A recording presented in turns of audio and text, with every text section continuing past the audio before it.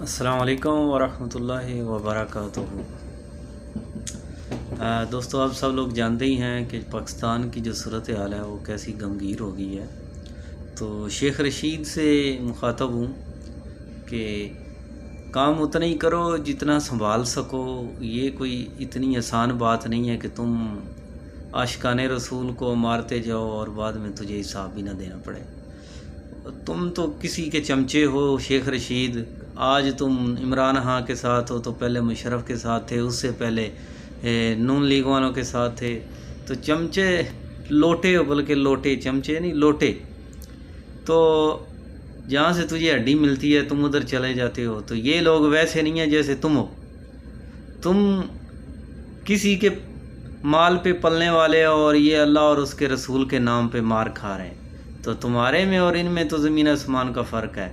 تو یہ مت بولنا کہ تم بس ان کو مارتے رہو گے اور یہ تجھے حساب نہیں دینا پڑے گا۔ حساب تو تجھے دینا پڑے گا شیخ رشید۔